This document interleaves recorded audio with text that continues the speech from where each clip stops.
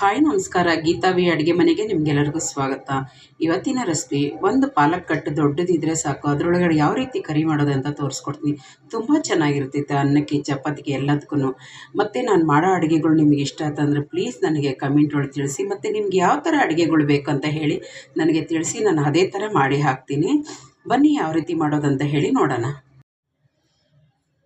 ಬನ್ನಿ ಪಾಲಕ್ ಸೊಪ್ಪುದು ಒಂದು ಕರಿ ಹೇಗೆ ಮಾಡೋದು ಅಂತ ಹೇಳಿ ತೋರಿಸ್ಕೊಡ್ತೀನಿ. ತುಂಬ ಚೆನ್ನಾಗಿರ್ತೈತೆ. ದಪ್ಪವಾಗಿರೋದು ಒಂದು ಕಟ್ಟು ಪಾಲಕ್ನ ನಾನು ಚೆನ್ನಾಗಿ ತೊಳೆದು ಉಪ್ಪು ನೀರೊಳಗೆ ಒಂದ್ಸತಿ ತೊಳೆದು ನಾನು ಬಿಡಿಸಿಟ್ಕೊಂಡಿದ್ದೀನಿ. ಈಗ ಇದನ್ನ ಸಣ್ಣ ಕಟ್ ಮಾಡ್ಕೊಳೋಣ. ತುಂಬ ಸಣ್ಣ ಸಣ್ಣದಾಗಿ ಕಟ್ ಮಾಡಿ, ಆವಾಗ ಗೊಜ್ಜು ಚೆನ್ನಾಗಿರ್ತೈತೆ. ಈ ಥರ ಚಿಕ್ಕ ಚಿಕ್ಕದಾಗೆ ಕಟ್ ಮಾಡಿ, ಈ ಥರ ನೋಡಿ, ಈ ರೀತಿ ಸಣ್ಣ ಕಟ್ ಮಾಡಿ ಇಟ್ಕೊಂಡಿದ್ದೀನಿ. ಈಗ ಹುರ್ಕಡಲೆ ಒಂದು 2-3 ಸ್ಪೂನಷ್ಟು, ಅರ್ಧ ಕಪ್ಪು ಕಡಲೆ ಬೀಜ, ಇದೊಂದು ಚೂರು ನೀರು ಹಾಕಿ ನುಣ್ಣಗೆ ಬಿಸ್ಕೊಂಬಿಡೋಣ. ನೋಡಿ, ನುಣ್ಣಗೆ ರುಬ್ಕೊಂಡಿದ್ದೀವಿ. ನಿಮಗೆ ಕಡಲೆ ಬೀಜ ಕಡಲೆಪಪ್ಪು ಬೇಡ ಅಂದರೆ ನೀವು ಬೇಕಾದರೆ ಗೋಡಂಬಿ ಹಾಕ್ಕೊಂಡು ಬೀಸ್ಕೊಬೋದು. ಈ ರೆಸ್ಟೋರೆಂಟ್ ಹೋಟ್ಲೊಳಗೆಲ್ಲ ಈ ಥರನೇ ಮಾಡೋದು, ಅವ್ರೇನು ಗೋಡಂಬಿಯಲ್ಲಿ ಹಾಕಲ್ಲ. ಸರಿ ಆಯ್ತು, ಇದು ಬೀಸೈತಿ. ಬನ್ನಿ ಗ್ಯಾಸ್ ಹತ್ರ ಹೋಗೋಣ. ಒಂದು ನಾನ್ ಸ್ಟಿಕ್ದು ಫ್ಯಾನ್ ಇಟ್ಟಿದ್ದೀನಿ, ಅದಕ್ಕೆ 1 ಸ್ಪೂನಷ್ಟು ಎಣ್ಣೆ ಹಾಕ್ತೀನಿ. ಸ್ವಲ್ಪ ಕಟ್ ಮಾಡಿರೋ ಬೆಳ್ಳುಳ್ಳಿ ಹಾಕ್ಕೊತೀನಿ. ಹಾಗೆ ಅದನ್ನ ಫ್ರೈ ಮಾಡ್ಕೊಳ್ಳೋಣ. ಈಗ ಫ್ರೈ ಆಗಿದೆ. ಕಟ್ ಮಾಡಿ ಇಟ್ಟಿರೋ ಪಾಲಕ್ ಹಾಕ್ಕೊಳ್ಳೋಣ. ಚೆನ್ನಾಗಿ ಮಿಕ್ಸ್ ಮಾಡ್ಕೊಳ್ಳೋಣ. ಈ ಎಣ್ಣೆಯೊಳಗೆ ಇದು ಬೇಯಬೇಕು, ಫ್ರೈ ಆಗಬೇಕು. ನೀವು 1 ಕಟ್ಟು ಬದಲು 2 ಕಟ್ಟು ಹಾಕ್ಕೊಂಡ್ರೆ ಪಾಲಕ್ ಸೊಪ್ಪು ತುಂಬ ಚೆನ್ನಾಗಿರ್ತೈತೆ ಇದಕ್ಕೆ, ಈ ಸಾರಿಗೆ, ಈ ಕರಿಗೆ. ಹಾಗಾಗಿ ಸ್ವಲ್ಪ ಪಾಲಕ್ ಸೊಪ್ಪು ಜಾಸ್ತಿ ಇದ್ದರೆ ಅದು ಹಾಕ್ಕೊಬೋದು ನೀವು.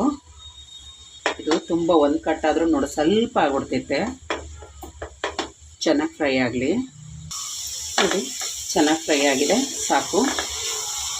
ಇನ್ನೂ ಫ್ರೈ ಆದರೆ ಇನ್ನೂ ಬಾಡಿ ಕಡಿಮೆ ಆಗ್ಬಿಡ್ತೈತೆ, ಅದಕ್ಕೆ ಸಾಕು. ಈಗ ಗ್ಯಾಸ್ ಹಚ್ಚಿ ಒಂದು ಸ್ಟೀಲ್ ಬಾಣಲಿ ಇಟ್ಟಿದ್ದೀನಿ.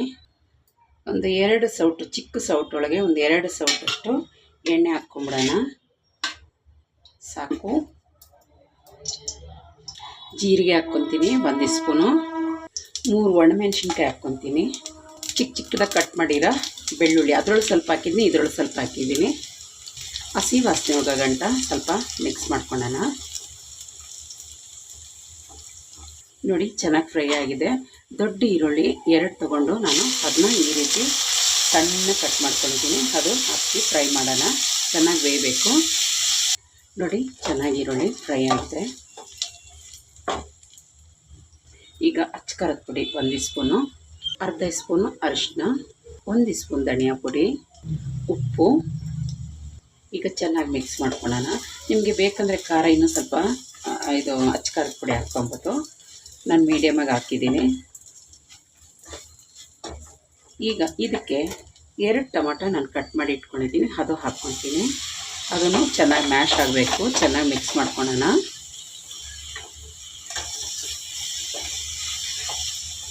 ಬೇಯಕ್ಕೆ ಬಿಡೋಣ.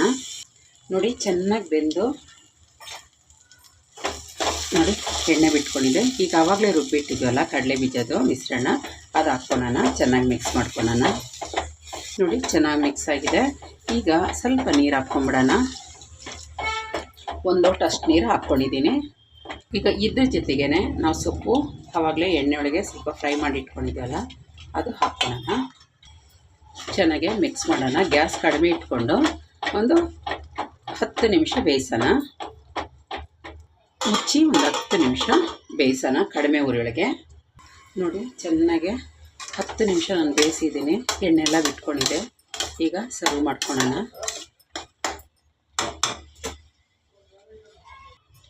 ಈಗ ಸರ್ವ್ ಮಾಡೋಣ.